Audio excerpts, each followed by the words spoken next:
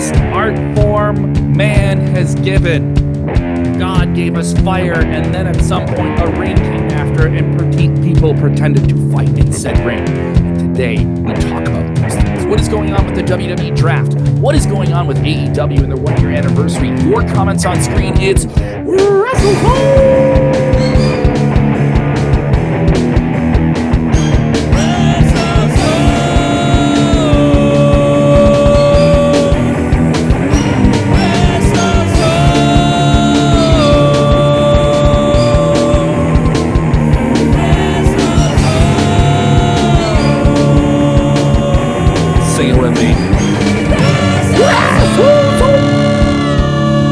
Sing from the heavens. What's up, everybody? It's a Tuesday edition of the WrestleZone wrap-up. All right, and I don't do it alone. We go down to ground zero for COVID-19 at the moment. Ground zero for the arguments about COVID-19 and whether or not you should be having any events or anything like that. I'm talking to the one, the only, the man who's throwing a temper tantrum down in Tampa Bay, Florida. How you doing, Robert DeFelice? Robert DeFelice. You were throwing a temper tantrum down there. I have done no such thing, pal. This is what we're doing great here. We're all great here. Mm-hmm. Is life great out here? We have plenty to talk about here. We're just coming off the WWE draft. We did a post show about that. If you haven't checked it out, me and John Clark covering that and the news about the WWE Thunderdome. We'll be touching on that as we have more information about the future of wrestling with live fans and the latest shows that have occurred recently with live fans and how things continue to develop in their current pandemic with pro wrestling times. We'll talk about that. We'll have your comments on screen, all the draft fallout, some AEW to discuss as well, and some unfortunate news with Joey Ryan. We'll touch upon that. But definitely, if you're with us live, go ahead and share the link. If you haven't done it already, go ahead and share the link. Go ahead and hit the like button if you're a regular watcher of the show. If you're a first-time viewer of the show, sound off. Get your comments on screen. Completely interactive show. No super chats. All right? No super chats. You don't have to pay us to get your comments on screen. They are just going to be plucked. All right? Good comments get there on screen. Not that there's anything wrong with anyone who chooses to use that platform. I see where you're covering there, Robert. Love you. All right? I love you. All right? I don't care if you're full of it. I love you. It's okay. It's all right. Lot to jump into. I talked the draft yesterday with John Clark. Want to know? Here we go. Someone calling you the WrestleZone Messiah because I appreciate that. All right. We had a Messiah on the move last night. Seth Rollins leaving Monday Night Raw, going to SmackDown. One of the bigger moves. The Fiend going to Raw. We have the complete draft results at WrestleZone.com. But what did you think of the draft so far? I heard a lot of people thumbing it down. Not a big fan of it. I'm actually one of them. I think that for all of the hype and hullabaloo, the draft itself boiled down to like 2 moves. Really, I think that next year they should set some rules where, all right, if one show is picking, you can only pick from stars of the rival show. Otherwise, it should be assumed that everybody is staying put. The amount of picks that were wasted on, hey, Carmella's not going anywhere. Hey, Sami Zayn is staying put.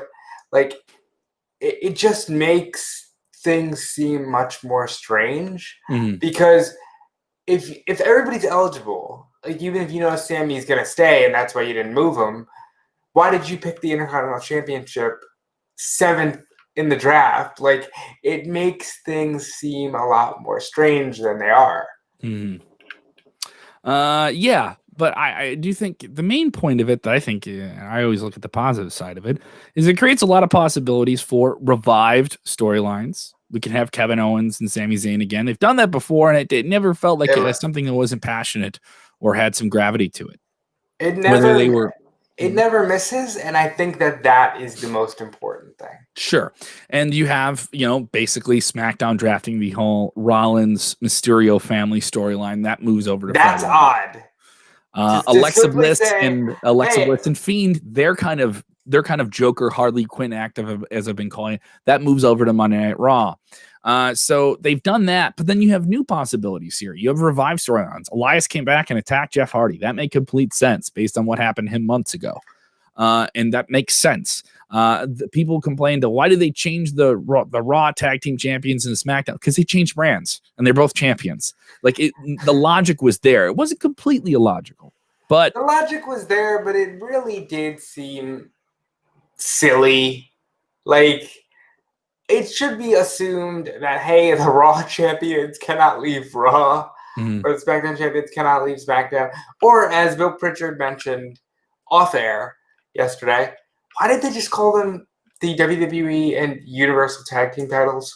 It would have made infinite more sense to just call them the Universal Tag titles. Not tie them to a brand. Yeah, why are they tied to a brand? Why are the women's championships tied to a brand? It's very strange. I don't think they are. They can go anywhere they want. Well, no, but it's the Raw Women's Champion and the SmackDown Women's Champion. That just sounds like you're locking them down to where you have to get, hey, can we just get you guys to, like, trade colors here? Can you be red now and you be blue?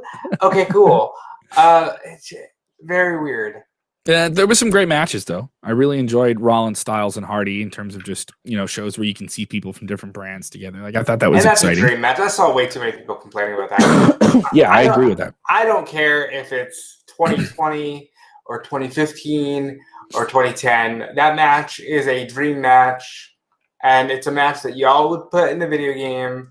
But, like, they're doing it in y'all real will life. put it in a video game. I know. I got very, like... Y'all will put that in a video game. Come on, man. I've been living in Florida too long. I think that just, like, burst right out of me. But, really, like, this would easily happen in a video game, and people would be cool with it, but you're mad at it because they're doing it in real life? Like, what is there to be mad at this point? What's a positive that can come out of the draft? What's the biggest move that you saw that you're like, you know what? I think there's something there. I think there's a possibility there. AJ Styles can fight Drew McIntyre. Yeah. I do think the ship has sailed for Drew McIntyre, though. I've said this for the last 3 months, and I've been wrong every time, but Randy's got to get that belt at some point. AJ Styles versus Edge is now a possibility. Yeah. Kevin Owens and Sami Zayn being on the same brand is pretty good. Pretty good. Now, of course, I saw a lot of people upset that NXT had no involvement in the draft. That too, like, they're not developmental. There's a third brand that is on the same platform. You gave more love to WWE ECW a decade ago, and I that was clearly not on the same platform. It seems like they need to tighten up the rules a little bit. Yeah. Definitely. It's certainly interesting as to where things can go. It also, surprisingly, with Hell in a Cell here in a few weeks on pay-per-view, and it's the big event, this doesn't break up any of those storylines. Nope. It kind of keeps them all kind of going. So that was one thing I was like, oh, that's kind of neat. It doesn't feel like, all right, they're doing this even though these guys are on separate shows. I kind of like that. That was one thing I kind of saw on especially Weekend today, and kind of taking a look over once again at the brands. It definitely looks like Raw got the bigger end of it. They always do. They're getting 3 picks for every SmackDowns too. So we'll see where things land out. I'm not in love with it. I've seen better drafts, but I didn't hate it. Is that fair to say? Like, I know some other people that were more negative to it. I didn't hate it. I just think that it's a law of diminishing returns. Mm-hmm. If you continue to prove that this didn't really shake much up, then people are going to be less interested in a full-on draft next year. All right, let's get into some unfortunate news, legal news that is outside of the ring in a different form of battle. This involves the much maligned Joey Ryan. He is suing Impact Wrestling, and he is suing them for a pretty hefty amount. Right, Robert? Yeah, he's suing them for $10 million, claiming breach of contract. Mm-hmm. He says that they cannot have fired him for things that occurred prior to them signing him. Mm-hmm. This is in line with Joey suing several of the women that came forward and accused him of sexual assault or harassment. And It's up on WrestleZone.com, and if you want to learn more, you can go there. I don't want to give this story a lot of breathing space, but it seems like between this and the Candy Cartwright issue, we are now seeing the speaking out movement go from the Twitter world to the courtroom with little to no impact in the actual wrestling industry itself. That's my opinion. It is what it is. I don't see a lot changing within the industry. I see a person who got blackballed and is now trying to grasp at straws via lawsuit. Yeah. And it is what it is. I agree. I mean, there's not much more to go into it because we don't know many more details. Impact released him from his contract. They said they weren't going to book him anymore, then terminated the deal. And he basically alludes that, I should still be paid this amount, and $10 million seems incredibly high. So if there is some type of settlement, he's going to try and get that number down to something. But that's him. He's asking for a ton of money from a company that definitely doesn't have those type of resources. He's grasping at straws. He's, not going to work ever again. That's clear. Mm-hmm. And this is what he's trying to do to have some sort of finances. And we've seen that, he put bar wrestling, all of the shows up on YouTube, and many people spoke out against that and said, do not watch this channel, do not allow... And these are people that performed on those shows as well. Well, yes, people that have performed on those shows, and, fans as well, just saying, don't let this guy get any money. So it is, again, just completely grasping at straws. All right, so I mean, there isn't much to get into. I don't care how biased this comes off. I'm rooting for Impact Wrestling in this case. Joey is one of those guys in the speaking out movement where it felt, you can say the court of public opinion, different things have been brought here, but there wasn't just smoke. There was fire. There was fire, and there was a lot of different things that were very much indictments on his character. With Joey, it became so much more than just, hey, I'm speaking out and this is an incident that happened. And then it just became like 18 women came forward. Yeah. And there at some point you just have to say, cut your losses and let's try to forget that this guy ever existed. A very heavy fall for him. Yes. Because he was the independent scene at one point. When AEW started, he was like the last big name on the independents, and now and he was also the one that people thought was a big holdout. Like, oh, they didn't get him. Like, why didn't he go there? And now it's like he's scum of the earth. He's a pariah. I mean, and that's the way these things are going to be treated, and that's the way I think they kind of need to be treated going forward. And we'll see where things develop with it, and how they evolve. We'll keep reporting it, and we'll try and keep our opinions separate from the facts and different stuff like that too. And we kind of hope you guys do that as well. And I will say this from an objective standpoint, I understand that the man behind Joey Ryan is a man that, if charges are not going to be brought against him, if he is not looking at any jail time, he's a man who's trying to figure out where his next meal is coming from. And there is that too, but it's like, it's just something I wish I would no longer have to see while covering the world of wrestling. Way too many scummy things came out, and I think Joey's was the scummiest, where it just was like too much. And then he did like an hour-long apology video. It just too much going on there. There's a lot going on. So let's talk about Lars Sullivan. Tell me about the Lars Sullivan issue while we're on one negative character. We have to describe. I can make this very. We have to describe accusations about another. Now, mind you, the Lars Sullivan story is coming together a little bit quicker and it's a little bit different. I would say the severity of it is not the same. It's not the same at all. Joey Ryan is somebody who acted on many things, and Lars Sullivan's a guy who, I guess, shot his shot in Instagram DMs and got shut down. Yep. and this was put out on Reddit, Mm-hmm. and this combined with other stuff from Lars' past make people feel like, oh, he's kind of scummy. Maybe he shouldn't be on TV, but he will be. He'll be fighting Jeff Hardy this Friday, and they're going to move forward with him. And I think in the case of Lars, it's so much more different than a lot of the other stories that we've heard. His is more of an ideological. He's past a certain line of these are moral standards that we have with an audience. These are kind of values we share, and he's kind of past those.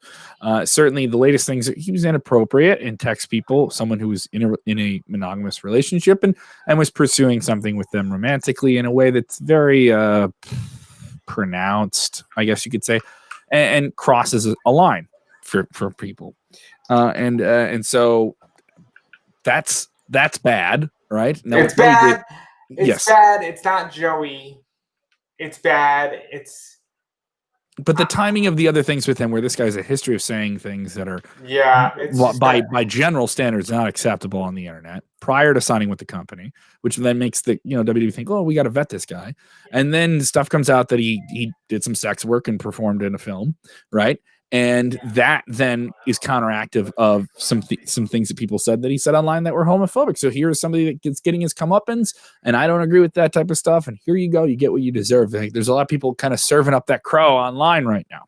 Yeah, but with Lars, I don't see, speaking for myself, I don't see an issue with WWE moving forward and trying to do something with him. Yeah, this struck me more as let's embarrass him. This was very let's embarrass him. Yeah, but I did want to get that out there because we're going to get questions about it. So let's just talk about it, and we did. Yeah, so we've covered it. I'm sorry we didn't go into much more detail because the details are annoying and it's not as fun. Something that is fun and something we do have a little bit more information about, and we have certainly a wide spectrum of moving information about it. Is the latest. The latest on wrestling fans returning to live events. This has been going on now in different ways for a while. I worked a wrestling event last week for AEW. They had about 50 fans spread out. It felt good, and it felt like it was done the right way. Other people have different opinions about it. I know, Robert, you have a different opinion about it. And then we covered this on last night's show. We can talk to you about that, about where things stand with WrestleMania in Tampa, Florida. It looks like it will be in Tampa and it will not be in California, and that will have some semblance of fans in it, whether that's a capacity audience, some 2/3 of an audience, maybe even a potted out audience in the football stadium. We don't know just yet. But we did have events occur this weekend with the Collective. This is a collective of independent wrestling events that occur and are kind of like one-shot events by a collection of different independent companies from all around the country. And these were set to be shows that occurred in Tampa Bay, Florida, the week of WrestleMania. This has been the thing. Wherever WrestleMania goes, independent wrestling follows, and they do kind of these piggybacking events, which tend to be quite fun and play to a hardcore male to 18 to 34-year-old audience. Some of these shows are very cool. Some of these shows are very unique and bring in some new people into the tent of wrestling. Tell me about the Collective that aired this weekend on Fight.tv. 12 shows over the course of 3 days, all took place in one venue.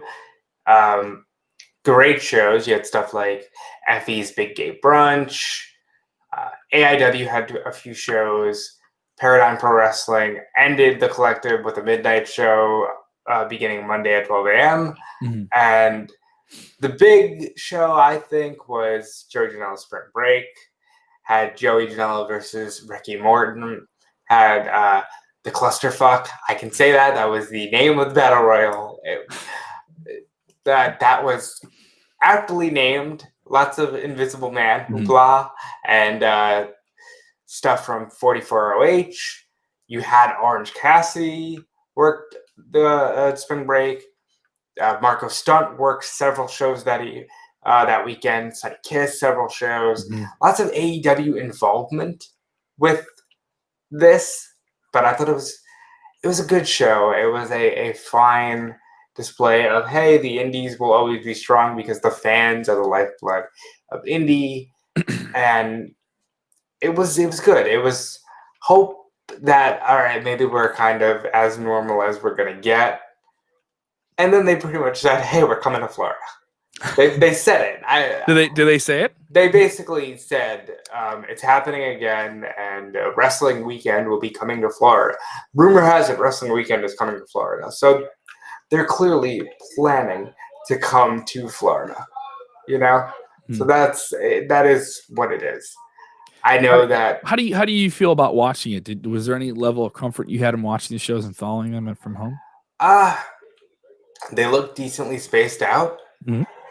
I think my level of discomfort is around the end of the spring break show when you have a death match and you've got guys literally cutting each other open and there's blood everywhere and they're pretty close to the audience. I did see one guy with a full-on face shield, which I thought was brilliant. I can tell you I worked a promo it's up on my Twitter. I did a promo with Mance Warner after he wrestled Jay Christ last week at AAW Live. Our next event is October 29th, the Alive series. And I was doing the interview, was doing the stickman work, and he showed up for the interview, and he had dry blood on him. Now, mind you, I can tell you how I felt working these shows. Mind you, I'm not in the ring. I'm not next to the ring. I'm not a referee. I'm not a cameraman, but I am working with production people. I did wear a mask the whole time. People around me did not, but my interactions with them were brief. The protocols were smart. Everyone was spaced out in the way they needed to, and we didn't do extensive cuts. I mean, like we did, if we did a take, we wouldn't do more than one take on things. So I'm telling you these things so that you understand it's like, oh, so we don't have to be on top of each other for a very long period of time. So there was that as a level of mitigation felt safe, you know. There was one point where we're consuming adult beverages, and I took a slight slip of the wrong beer and spit it out, and I felt very, very bad. And someone told me, oh, I'm okay, don't worry. You know, I get tested, and it was somebody I was working with. I felt very, very scared for all of 30 seconds. I went and mouthwashed right away. I had mouthwash on me. So Robert, that's a stupid thing I would do, right? I'm going to tell you right now, I've watched the pandemic special from South Park, and I think you did the right thing. I think you did the right thing. Yeah. So that happened. And as far as I know, I'm healthy. So it's been over what? I don't know how many days now. Few days. So I feel good. Now, mind you, I just went to Milwaukee and I worked comedy shows out there for the Milwaukee Comedy Festival. They had people spread out. There is a way to do this. But the thing is, the more events we do, the greater the risk becomes, you know, when there's asymptomatic spread and all these different things. And science is a much fluid thing. I would say don't fall for the herd immunity thing. Please don't fall for that. Like that only works after years and years of this. And the toll at that point is way too high, you know? So that's just openly saying, I just want to be selfish. If we're all selfish, then it's fine. Right. That isn't exactly true. That's an awful way of looking at life. If people wear the masks, you know, I wouldn't mind going to more events where everyone's spread out and they wear the mask. But if we're going to get into the colder part of the year, you know, Florida is a place where you could do this stuff in January, right? If you want to talk about temperature and all these different things. Slightly. You know, yeah, slightly. But what are those going to be like in February in Chicago? I can't tell you. It's going to be brutal, you know? So, you know, in different parts of the Northeast and stuff like that. I don't know how you do these events. I don't know how you keep them going, but the fact that they did it and they tried to do it with as much mitigation as possible and hopefully testing as well, and screening people and checking their temperature and little things you can catch, you know, that's important. I'm not saying I endorse it, but I'm saying I endorse doing as much as you can to keep everyone safe. We are entering the personal responsibility portion of the pandemic, where it is now going to be up to the everyday citizen to be as responsible as they can be, and you know, whether or not that works out, we'll see. Tomorrow night, AEW, big episode for them. This will be their 1 year mark on the TNT. This will be 1 year to when they got on the air and changed the wrestling world. I don't care about telling you this, how wrong I was about what this thing was going to be. I thought this was going to be a big deal. I thought it was going to be one of the bigger stories of wrestling. I didn't think it was going to be the biggest story of 2019, and it clearly is. They've clearly changed the industry upside down, but obviously the whole world has changed, and it's a lot different. Now, they've been majority of the weeks beating WWE NXT in the ratings as simply just being the alternative show. 1 year on TNT. What do you think? I think, my God, we didn't see this coming. We didn't see any of this coming. We didn't see. I think we saw it coming, but the fact that it happened, and that somebody really went toe to toe with WWE, and then the fact that they've done more pandemic shows, which we didn't even know what a pandemic was last year. They've done more pandemic shows than they've done regular shows. And if I had to guess, last year we're doing a 1 year anniversary show. This isn't the lineup I see, but they have made it work, and I think that they are here to stay, and it's going to be a damn good show. I'm surprised we had, first off, Cody win that brutal dog collar match from last week. That was a super exciting match. One of the better matches they've had on TV. I think that was a great match. And it was definitely the match of the week for me last week. I would have avoided putting it back on Cody. Yeah, but that was my thing. They went with Cody winning the title off Brody. And now they go in this different direction, and we get Cody versus Orange Cassidy, the very over but very comedic wrestler, against this new version of Cody, this darker version of Cody. What happens here? Where are they going? There's a lot of things that AEW are doing that have me scratching my head where I don't know where they're going. I don't know if I'm on board. And there's some talented performers involved in those. They're doing the same thing with the Young Bucks. Where is it going? What are they doing? I don't see the track that you're on here. See, I made this joke over on another podcast, which you can check out at some point. I'll plug at the end of the show. Thank you for following the rules. The Elite Boys are just projecting their insecurities onto others. The Young Bucks are mopey, and we're not really sure why. Kenny Omega is acting like Hangman Page is the ex that he's totally over, but he's totally not. It's a very weird behavior, but it does strike me as watch Being the Elite. They love this stuff on Being the Elite. That's you want to hear someone complaining to us about what we talk about in the show? This is a fun one. Mecha Davis says, "Damn, man. I haven't watched WrestleZone in months because of the constant talk of ratings." I mean, same, bro. Same. I decided to watch again, and you're talking about ratings. We're not talking about ratings. We're not talking about ratings. We're talking about the show. We're talking about AEW as a show. Yeah. It doesn't have to break down into ratings. Would you like us to discuss ratings? We can do that. Would you like us to discuss it? So we're a couple weeks out here from Full Gear. We have some idea how things are going to land there with this tournament that they're going to do to crown a new number one contender. And that could be like a lane for Kenny Omega and Hangman Page to kind of square off as former tag team champions, now separate from one another. There's something there. But there's some other things that just aren't together. I don't know who we're going to get in terms of what's going on with Jon Moxley and his title. Who's going to be fighting at that pay-per-view? Are we going to get MJF and Chris Jericho? Are they getting along? Are they not getting along? Is that going to be a singles match? There's a lot of question marks here. Some of them more interesting to see the answers, and I'm excited that I actually don't know them yet. Other ones I'm like, do I want to know? Think about it this way. I'm not too excited about the FTR versus the Young Bucks. And that should be a match that I'm super pumped for. I'm not excited for that. I think it's because the bloom is off the rose in the sense that it's going to happen. So the, oh my God, it's a dream match is gone because they're now characters on the same show. Mm-hmm. But once that bell rings, it's going to be the greatest tag team match of the modern era. Yeah. Bar none. If they get the time and they get built Bar up, none. And they're gonna break it down into best of five. Damn it! You broke it down. I got to do it. I know. I did. I set you up and you took it, and I'm proud of you. But they're gonna do a best of five. It's going to be amazing, and I'm fantasy booking at this point. But I would not be surprised to see them do a lot of FTR versus the Young Bucks once they get in the ring. We mentioned it earlier with the collective segment and fans coming back to independent wrestling shows and how that's going to be done here. But I think it's worth one more round here before we get into your questions. When will fans return to wrestling shows? We've been covering it. We haven't really gotten any updates on it. We do know that the Thunderdome will remain in Orlando, Florida for WWE through at least November, and there's some talk that it could go even to the end of the year. This will keep WWE for Raw, SmackDown, and pay-per-view events inside the arena. Now, will this change a little bit in early November? Yes.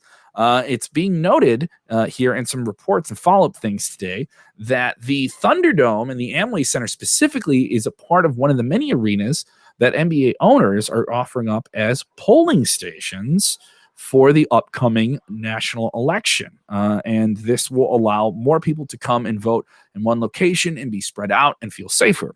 Now, WWE is there. Where will that move WWE? Will they have to take the set out of there? Will they have to do all the production changes before or after that? Does it stay? And also, it's worth noting that WWE is paying for that space every single day, even for the days that they're not actually doing anything there with their gear inside the building. So it'll be interesting to see how that happens. Are people going to be voting from the Thunderdome? Are they going to be entering the Thunderdome to smack down their vote, Robert? I would like to vote just directly on the screen from the Thunderdome. Like, you just see the screens go, Trump, Biden, Trump. It'd be an amazing. SmackDown has drafted Joe Biden. The blue brand, indeed. I think we could see the Amway Center used as a place to vote. That's a part of an agreement the NBA players have with NBA owners. So, I mean, I wonder how that's going to affect what WWE does. And they're going to be there through the end of November. It's not. Yeah, so I mean, you vote on Tuesday and they're out of there by maybe they're doing it in the concourse. You know what I mean? Maybe they're just not bringing people down to the actual arena floor. So, it could just be something where they're using the concourse areas for it too. And you have the parking lot. When the Lightning won the Stanley Cup. The Stanley Cup, Robert. Shop. Come on now. Yeah, we have Canadian viewers here. Listen, I apologize. I apologize. On behalf of Robert and the entire WrestleZone staff, to all the National Hockey League fans, to all of our friends across North America, I want to be inclusive to all of them. All of you who play hockey, this is ice hockey specifically. I want to deeply apologize for Robert's very callous, reckless, and inconsiderate remarks, and they do not reflect the opinions of WrestleZone or our wonderful staff, and me specifically, a diehard Chicago Blackhawks fan. So, Robert, please. Right, so when the Buccaneers won the World Series, I apologize. They had the gift shop set up in the Amway Center, so like they were getting the Bolts merchandise from the Amway Center, and we've seen it used for other things. I think the Thunderdome is pretty much stationary. Yeah. And we don't need to touch it. So yeah, I think they'll be okay here. So Thunderdome is sticking around through the end of the year. Now, do we have fans being added to it? Because the Capitol Wrestling Center, what they have set up in the other part of Florida, it is at the Performance Center. They kind of have like a pseudo Thunderdome there. And what do you think of WWE having fans there? I know you're not on board with that exactly, are you? I'm more on board with that. Oh, okay. I am on board with, hey, we're not going to do anything. Okay. And then we're going to pack Raymond James. Yes. In April. I know John thought, yeah, absolutely. They're going to try and get as many people in there as they can. I'm of the thought, and I said it yesterday, and I'll say it again. I don't think it's a good look. I think this is an international company that has their footprint is way larger than Florida. And television wise, I don't think that's a great look. I think maybe they do something different with it. Maybe they do the pod thing. Maybe you have 13, 14, maybe you have 30,000 people in a stadium that could seat 80,000, and they do something different with it. So we'll see what happens here. So you got Dan Mullen, who I guess is a football coach for the Gators, basically said, pack the stadium. So I want you guys to understand where Florida is mentally. Pack the stadium for the Florida Gators games. And it is what it is. Ron DeSantis said, we can run at full capacity. Mhm. So it's happening, guys. Like, regardless of what I feel, what Kevin feels, what WrestleZone feels, what anybody feels, it's happening. We are moving forward. I don't know if people are going to pack the swamp in these stadiums, but it's been put out there as a possibility. Nick Batson asking, where is the Thunderdome being held after Orlando? Well, here's the thing. There is no after Orlando at the moment. So we know that it's for sure going to be there through the November. All right. So it's going to be there for Survivor Series. And we know that NXT is going to stay in the Capitol Wrestling Center, at the Performance Center. That's where things stand. Raw and SmackDown at the Amway Center with Thunderdome, and NXT over at the Performance Center. Right. That's where things stand. And there's a distinct possibility of that being rolled over another 2 months until the end of the year. Now, the big change would be if the NBA and the Orlando Magic, the NBA team, the main tenant there, and NHL's Tampa Bay Lightning want that arena back for some reason. Now, both those leagues are operating on bubble models. Specifically, the NBA's had the most well-received bubble model. And they just finished their season, so they're done. Yeah, and they're done, but they could be starting their season a little bit sooner than people think. So I think it's a fluid situation. I really think it involves those other tenants in the building and what's going to happen with them. So let's see what other questions you guys got. People asking about an Iron Sheik documentary? Yeah. What do you think about an Iron Sheik documentary? I believe, unless there's a new one, I don't see why there would be. I saw one on Netflix a few years back. Mm-hmm. It was fine. Sheik is great. He's a fun Sheiky character. Sheiky baby. I think at this point, more people care about Iron Sheik for his shoot interviews than for anything he's ever done in a wrestling ring. Michael Jordan, no, Michael Jackson. Oh man, that was a classic. Look it up. Awful. First you break their back, then you make them humble. Yeah. Saul Sultan said, keep Eva Marie away from WWE. She was supposed to show up at Monday Night Raw, Robert. She didn't do it. That was never said. They said she was returning. But I read that on the internet, Robert. We reported it. We got all the people telling us it's going to happen. No. She's getting tested. She's getting tested in Florida, right? You listen. They said she's returning. They never said she'd be on Raw. I think that Eva Marie is a queen. And I think we need to give divas a chance. Robert, you're just trying to aggravate people. How much? I watched Effie's Big Game Brunch over the weekend. Diva culture inspired that entire generation of talent. You cannot tell me that divas do not matter.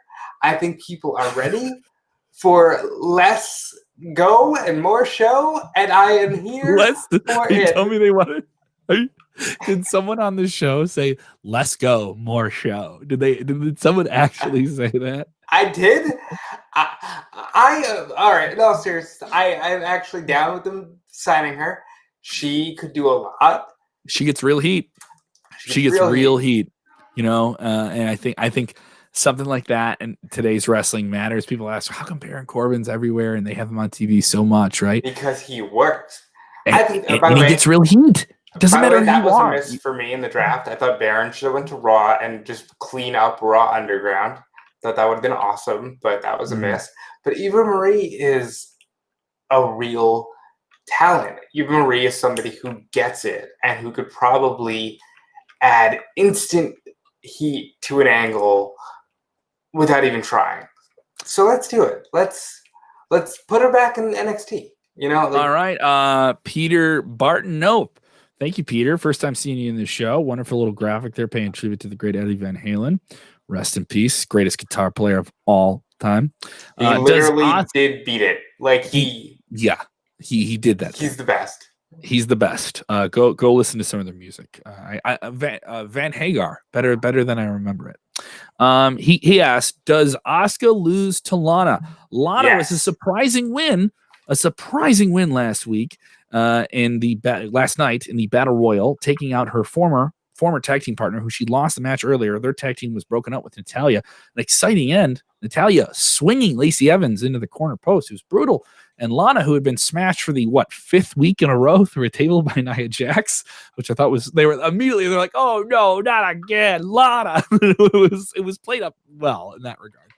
She won, and certainly is playing this up like it's this whole positivity thing. Like, look how much I've come. I have 2 divorces and a girlfriend broke up with me. That was awesome. She said. So, but you think she wins this title? So, if you'll allow me the indulgence of a little bit of fantasy booking, why can't Lana bring back Eva Marie and Melina and say, you discount divas?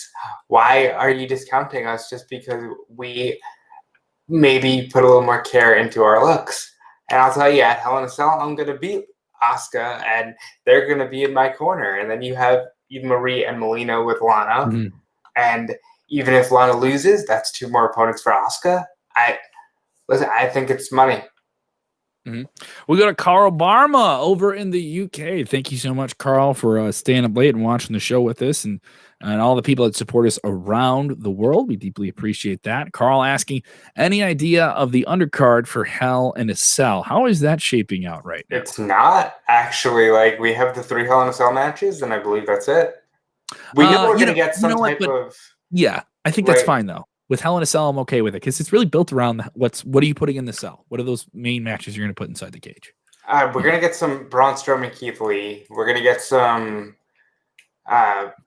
Rollins, Murphy, and Mysterio family go on Jerry Springer inside of Hell in a Cell.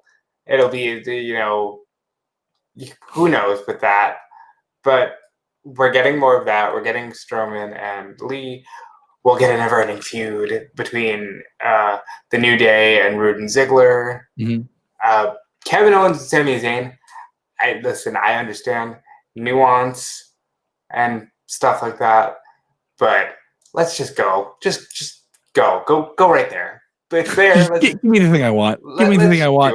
Give me what I want. You moved Kevin with Alistair, whereas I think there was more money in Kevin getting involved with the Fiend and Alexa, and now they're kind of on a new show without anything, even though they've got the Braun element back in play. I don't know where they're going with any of this. I guess that's okay as long as they know where they're going. Let's get into this one. Jay Feliciano, a man who has misted the hair of Roman Reigns. I know many people who would kill for that job. So. Yes, he asks lots of talk from and about Wade Barrett right now. Wade Barrett putting out some very, very intriguing statements recently about Drew McIntyre, the reigning WWE champion. And Wade alluding that he used to pour when he was kind of hazing a young Drew McIntyre coming into the business. Wade a little bit further along in the business than him would pour beans on his head. That was something he said. And that was a weird culture. What a weird wrestling is a weird fraternal culture in that way. And then basically said, I want a match with Drew McIntyre. I want it at Wembley Stadium. Like he just booked himself all the way up in the main picture. He's now leaping away from the commentary desk deep into the ring. He's been away from WWE for what? 7-8 years? Jesus, no. He's only been away for 4 years. Or it feels longer. Because this guy did a lot of different movies and other things outside of wrestling. He left. He did World of Sport. He was kind of like a commentary figure. He's done some stuff for the NWA, did commentary mostly for He was the GM for Defiant for a while. Yeah. So, he did some stuff, but he didn't have matches. And a lot of people thought maybe there was a health reason. Maybe he medically was pulling himself out of wrestling. But now here he is, giving people some new bad news possibilities. I think he basically said, I don't want to pump anymore. I don't blame him. It sucks. Who wants to do that on a consistent basis? But he said, I'll do it if it means fighting Drew McIntyre for the WWE Championship. I'll do it. He also, this is up on WrestleZone right now. Mm-hmm. He mentioned last night during the watch-along that Big E effectively ended his career with his high-impact offense in his final match because... Hey, listen, Big E's a powerful dude. Take that spear through the I've always thought there was some health issue with him that was keeping him out of the ring. Nah, I think it's just a bumping thing. Yeah, he's just, all right, I'm done. I've had enough, Then again, more power to you. Bob Coester, big fan of the show. What does the Fiend and Alexa do at Hell in a Cell? All right. They are certainly the most provocative pairing right now in WWE, even more so than any of the tag teams, I would say, at this moment. And fans, casual and hardcore, are into the Fiend act. I thought they had a very exciting moment, one of the better ones on my Raw, with Alexa being able to do, basically her new creepy boyfriend's thing, along with her creepy boyfriend. And let me tell you, couples like coupling. All right, even if they're I would say, very not a healthy relationship. I don't think you should be dating the Fiend. If I was Alexa's father, I would disapprove. But I'm not. I'm not her daddy. Listen, the Fiend is a different creature. He's a different force. You don't know the relationship they have. Who are we to judge? They choose that they get each other. They seem. But what do they do? Hell in a Cell? Does the Fiend go right into the title picture? No, I mean, you still have. They do nothing. You still have Drew and Orton. They have a week. They have 6 days. They do nothing. They sit around and maybe they plant the seeds for something to come later. Maybe someone gets laid out at the pay-per-view too. It's gotta be somebody good though. I don't know if they have anybody good. Maybe do we go with Matt Riddle just to lay out somebody? Just to offer someone to defeat up to the Fiend and build him back up again? Here's what I'll do. I would say jump and skip Jeff Hardy and Elias to Hell in a Cell. Like they have that match, and then the Fiend lays out Jeff, and we get Jeff Hardy playing in the Firefly Funhouse. He can bring the Willow character. I know he's wanted to do that for a while. I think Jeff Hardy is a good next step. And maybe the whole thing is Jeff trying to be the voice of reason. Alexa, you don't gotta listen to these demons. I've struggled with demons, and they seem to like that right now. So I think that's a good way to go. People asking here, several people bringing up the injuries that have plagued WWE NXT. We've also heard reportedly some bad morale in the locker room. People bummed out about those injuries as well, and the challenges that those have created for people.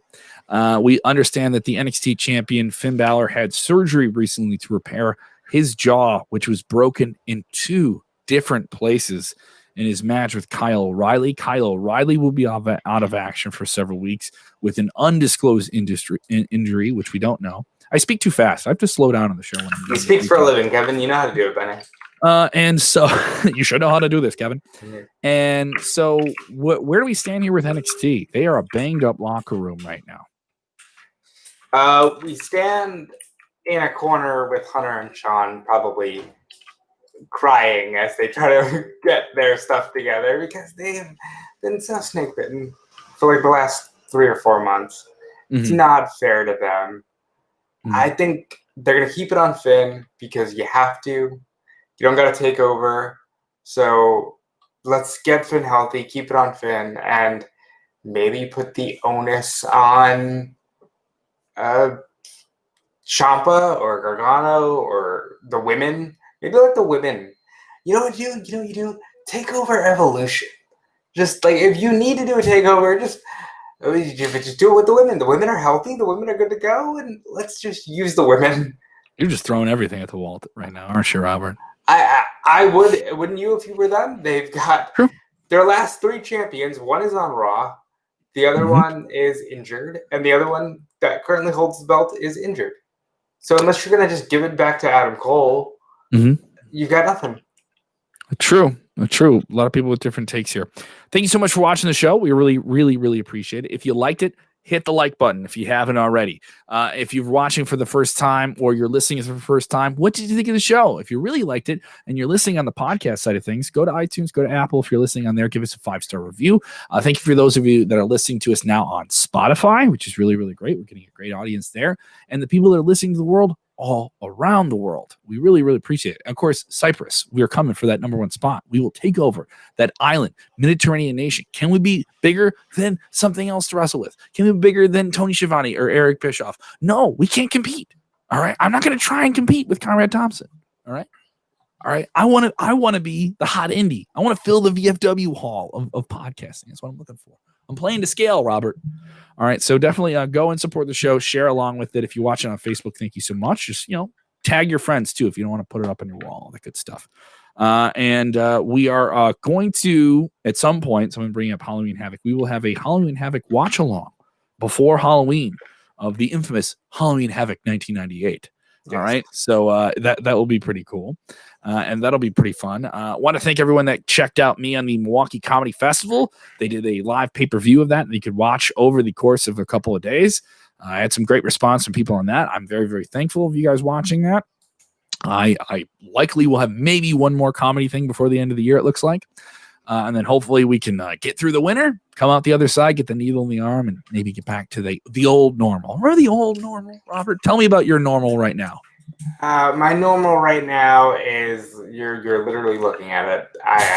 I work more somehow, Kevin, because wrestling doesn't stop. So thank God for wrestling, because we have somehow managed to not only keep our jobs throughout these trying times, but do more of it. And normal right now sucks. It's a lot of these four walls. Like literally, I'm in this box where there's a red frame and a red frame to the side of me. And that's it. He lives inside here. When I leave, he just gets to stay here. It's very uncomfortable. Occasionally I see Kevin and then I don't. It's very, very strange. Let it be known when Robert and I have been doing the show together now for what, 2 years? 2 years plus, right? 2 years. And we've never physically been in the same room ever. And let it be said that when we actually physically do meet, I do want you in a hamster ball. Those are my terms. I think we're gonna have to make that happen. Come on, Robert. Let's get you that hamster ball. Let's give the fans what they want. We will give them what they want, and there might be some fast food there. Who the hell knows? God, we have such an eclectic fan base, but it's great, and we appreciate every single one of you. Clearly, we went on too early in the day for James. Though we're always thinking about James. But yeah, let's just try to pull through. It seems like we're maybe nearing the end of I don't want to say the end of this thing. We're nearing the point where people will just continue living their lives. So, we've hopefully collectively figured out some way to deal with it in a way that's safer than we were before. Is that fair to say? Hopefully that's where we're at. And the next 2 weeks are going to be crazy. And your Facebook feed is going to be nuts. And people are going to be stressing you out. And maybe you're going to get stressed out. And I hope when you watch this show, and I really, really do mean this, I hope you feel safe. I hope you feel like you can just kind of jump on the couch with this and you see the people in the chat and you see the Sauls, you see the Seans, Bobs, the Laura, the Rocks, all the fellas, all the guys, all the gals that are a part of the virtual couch, the clubhouse. Everyone's welcome. Doesn't matter who you are. Doesn't matter where you're watching from. Doesn't matter where you're listening from. We know you guys in the podcast side. You're listening too. We appreciate you guys. We're very thankful. This is our job. We get to do this because you guys listen to the show and spread it and share it and read WrestleZone.com. I really, really do appreciate the team there, especially now when the chips are down. You kind of look at who's still with you, and you guys are still with us, and I really appreciate it. I'm so grateful, honestly, every single day that I get to do this, and thank you so much for having our backs on it. Appreciate it. And I want to just echo those sentiments. And the team is great. Bill's great. Tyler's great. Dom is great. Kevin's great. Colin, John, they're all awesome. Mm-hmm. And we have some. You thought we had enough content. We have additional content now coming on. That's coming, yeah. So we're gonna be spreading that out. We're gonna be doing some SmackDown post show stuff with them into the weekends, and we're gonna do the watch along thing, and we're gonna have also keep it out. I'm gonna have little pop up videos throughout the week. We're gonna do we call them wake ups. You're on VH1. We're gonna have wake ups. It's all gonna be up. Everything's up. Yeah, we're going up, nowhere but. But if you speaking of this never-ending world of content creation, I do a bajillion different things, because I gotta keep myself occupied in these four walls with this frame. Yeah. I do Smart Cover Moment. I do stuff with them on Wednesdays and Fridays and Saturdays. All that podcast stuff. I'll be on Fightful Friday through Sunday. I'll be on the Fightful post show for NXT and AEW tomorrow night. Come check that out after you've checked out the WrestleZone show, or just double screen it. You get a ratings war on television, and then you also get it on the internet. Well, just double screen it. I mean, you get different takes, different opinions. It's great. It's like a bunch of voices inside your head. It's wonderful. So many screens. And I do WrestleZone the most. Tuesday through Friday, I am here in the zone writing the news, gathering the news, talking about all the craziness. And I appreciate it. So follow me on Twitter at DudeFelice. You see it right there in your lower right-hand corner of your screen. And yeah, just enjoy it. But I'm not going to say what yet because Kevin's got to plug some stuff. Oh yeah. Enjoy wrestling. That's what you have to do. I that's the phrase I'm supposed to say at the end of the show. But I'm going to say it one more time because I really, truly do mean it. Enjoy wrestling.